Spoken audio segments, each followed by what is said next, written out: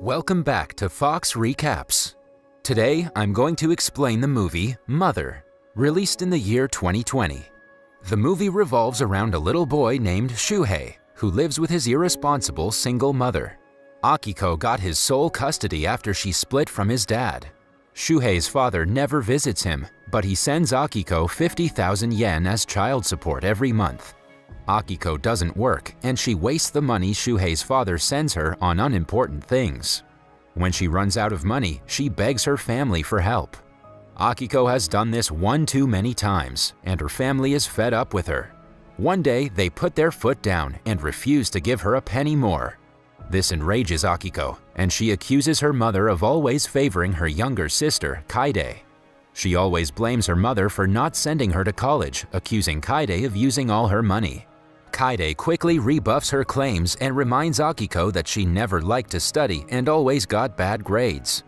Later, Akiko goes to a casino with Shuhei and gambles her last pennies away. There, she meets a fellow gambler named Ryo Kawata. They instantly click, and she takes him back home with her. The two get drunk, and when Akiko learns that Ryo is broke and doesn't have a place to stay, she insists him to spend the night at her home. They don't have gas or a heater at home, so when Ryo eventually agrees to stay, Akiko sends her son to the nearby store to get some hot water for instant noodles. When he returns, the poor boy hears Akiko have loud intercourse with Ryo. The next day, Akiko contacts a man named Mr. Ujita who has a crush on her. She tells him she has to leave town for urgent business and asks him to babysit Shuhei till she comes back. Ujita agrees, but he leaves Shuhei alone at home with a bag full of noodles instead of taking him home. Meanwhile, it's revealed that Akiko has gone to another town with Ryo to audition to be a hostess at a bar. With no hot water, Shuhei is forced to eat raw instant noodles. After a couple of days, Akiko calls him and asks him to send her some money so she could return home. Left with no choice, baby Shuhei sends her the money he got from his Aunt Kade. By the time Akiko returns home, they lose their electric connection after not having paid the electricity bill in a while. When she learns that Ujita left him at home alone, Akiko hatches a plan with Ryo to extort money from Ujita. They invite him to a restaurant and accuse him of inappropriately touching baby Shuhei. Ujita asks Shuhei to clear his name, but the little boy parrots his mother's claims. Ujita tries to deny it, but Ryo creates a scene in front of everyone, and Akiko threatens to report him to his office. Left with no choice, Ujita takes them to his home, where Ryo asks him to pay them to keep their mouths shut. Ujita goes upstairs to his room, and when he doesn't return, Ryo goes to investigate. Suddenly, Ryo attacks him with a knife, and a struggle follows. After hearing the commotion, Akiko runs upstairs. Lo and behold, it's revealed that Ryo has inadvertently stabbed Ujita during the struggle. The family panic and they leave the town, leaving Ujita to die. They hide in Ryo's hometown, where he picks up the job at a restaurant. He feeds his family with the leftover food from the restaurant. 2 weeks pass by, and Akiko decides to call her mother. To her surprise, she learns that Ujita is alive and he came looking for her. Excited, she runs back home and shares the news with Ryo. Ryo then steals money from a house in the neighborhood before the family heads back to the city.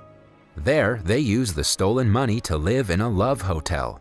10 days pass by and the family again runs out of money.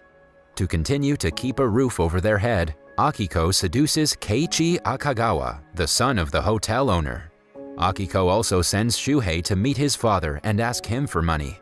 Seeing his son in such a pitiable condition, the man asks Shuhei to come home with him, but the little boy insists on living with his mother. Left with no choice, Shuhei's father gives him some money before parting ways.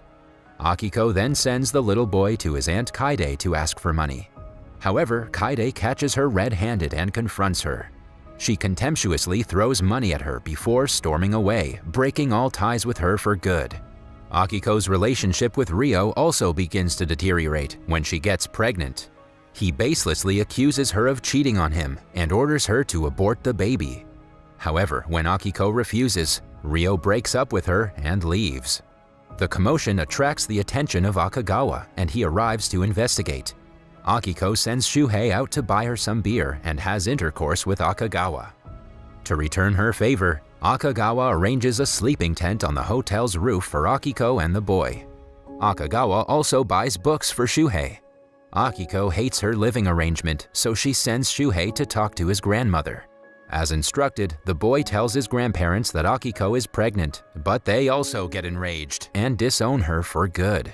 5 years pass by, and Akiko has given birth to a girl named Fuyuka. Akiko now lives with Shuhei and Fuyuka under a flyover bridge. One day, a social worker named Aya notices them and interviews Akiko. When Aya asks her why she stopped taking the welfare benefits, Akiko loses her temper and says she will do as she pleases. However, the social worker reminds her that if she continues like this, she could end up losing the custody of her children. Left with no choice, she's forced to take help from the social workers, and they put her family in public housing. They also enroll both the children in government schools. One day, Ryo shows up at the door. He reveals that he's been looking for them for years, and he's very happy to see his daughter all grown up. However, Akiko isn't happy to see him, and she tries to get rid of him, but he refuses to leave. Akiko eventually accepts him, but he doesn't take long to act up again. One day, he beats her for flirting with another man for money. Seeing them witness violence, the social worker takes the children away to a restaurant, where she tells them about her own rough childhood. She reveals that she grew up in an orphanage and was abused as a child. She also tells them that they have the choice of living away from their mother. Soon, Akiko again makes them skip school. However, Aya keeps tabs on the children and brings books for them. However, this upsets Akiko and she throws the books out in a fit of rage. The next day, when Shuhei and Fuyuka return home from school, they see Akiko and Ryo frantically packing their bags. It turns out they have again taken a lot of debt, and the debt collectors are on their way to the location. Akiko asks Shuhei to help them pack, but Shuhei reveals that he doesn't want to leave. He wants to stay and go to school. However, Akiko insults him and forces him to come along. They leave together, but Ryo soon realizes he's endangering Akiko and the children's life by running with them. Reluctantly, he decides to leave in order to prevent the debt collectors from going after them. When the realization hits Akiko that Ryo might never come back, she breaks into tears and hangs on to her son for support. 6 months pass by. Shuhei has started working at a garage. Akiko continues to gamble, and she forces Shuhei to steal from his job. One night, Shuhei's boss Matsuda catches him red-handed and confronts Akiko for being a good-for-nothing mother. However, he ends up pitying her and invites Akiko and the children over for dinner. Akiko apologizes to Matsuda for everything, and he offers a job to her. It's also revealed that Matsuda is single after he lost his wife. One day, Akiko receives a message from Ryo asking her for help. Ryo says that if he doesn't arrange 500,000 yen by tomorrow, the debt collectors are going to finish him. However, Akiko is helpless and she seemingly ignores the message. Instead, she seduces Matsuda and has intercourse with him in his office. When Matsuda leaves, Akiko steals his keys to the safe and makes Shuhei steal money again to save Ryo. However, the money's not enough, so they decide to keep the money and run away again. They again run out of money and return to the streets. Akiko begins to lose her mind and starts plotting about killing her mother so she could take her money.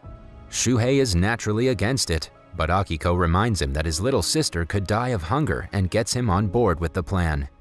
In the next scene, Akiko waits in a park with Fuyuka while Shuhei goes for the kill. Unbeknownst to Shuhei's intentions, the grandmother initially doesn't recognize an all-grown-up Shuhei. But when she does, she's excited to meet him after so many years. Shuhei sits down with his grandparents and tells him about Fuyuka. Shuhei's grandfather expresses his desire to see his granddaughter. Shuhei promises to take them to Fuyuka, but when his grandmother goes to the kitchen to fix lunch for him, he follows her and eliminates her. When his grandfather rushes to the kitchen, Shuhei eliminates him too. After taking out his grandparents, Shuhei moves into their home with his mother and half-sister. Some days later, Aya learns about the double homicide and Shuhei's arrest through the radio. After 5 months pass by, Akiko is also taken into custody and questioned by the police. They believe that Shuhei would never have murdered anyone if she hadn't encouraged him. Akiko denies doing so, but she also reminds him that he can do as he pleases. The investigators then talk to Shuhei and remind him that the time he will spend in jail depends on Akiko and his confession. However, Shuhei takes full responsibility for the double murder. Consequently, Akiko gets 3 years of probation, while Shuhei is sentenced to 12 years in prison. Neither of them appeal the rulings. One day, Aya visits Shuhei and tells him that Fuyuka has found a foster family. When Aya asks him why he took all the responsibility for the murder, Shuhei tells her that it's better in prison than outside. He can eat regularly and read as many books as he wants. Before leaving, he says despite everything, he loves his mother because she's helpless on her own. That was all from the video. I hope you liked it. Subscribe for more content like this and hit the like button to help us out. Also, leave a comment if you want us to recap your favorite movie. Until next time, take care.